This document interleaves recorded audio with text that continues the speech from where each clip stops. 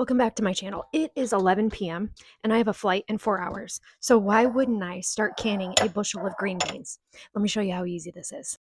Fresh snapped green beans. Pressure canner is an All-American 921 and my jars and lids are from Superb. Pack your green beans into the jar, leaving a 1-inch headspace like that.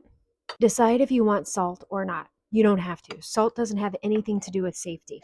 Also decide if the clarity of the jar, the liquid in the jar, is important to you. If it is, use canning salt. If it isn't, use any other kind of salt you want. Just know that it may make the liquid a little bit cloudy. Do 1 pinch into the pint jars and 2 pinches into the quart jars. Boiling hot water or chicken broth, your choice, into the jars, filling it up to a 1-inch headspace. Shameless self-promotion, but I spent 2 years putting all this stuff in a book for you. It's called Preserving with a Purpose. Get all the little air bubbles out as best you can. I'm using a wooden skewer. After debubbling, double check your headspace. Make sure you still have 1 inch, and if you don't, add a little bit more water right now. Wipe the rims with a little bit of white vinegar. Add your flats. Make sure that you wash them first, but they do not need to be boiled. We're going to add our rings.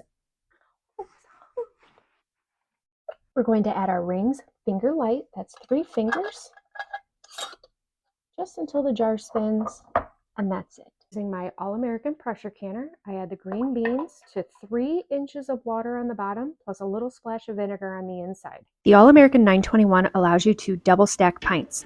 The amount of water inside the canner does not change. You'll notice as you put the pint jars in that the water will start to rise, and that's normal. You always start with the same amount no matter how many jars are in the canner. Add your second shelf and then add jars on top. If there's any extra space, you can always add jars of water. The All-American 921 will hold 7 quarts or 19 pints. Bring the canner up to pressure and then your weight will do a little happy dance. Maintain pressure 20 minutes for pints, 25 minutes for quarts. Then you turn the heat off, let it depressurize naturally, and you can safely remove your weight.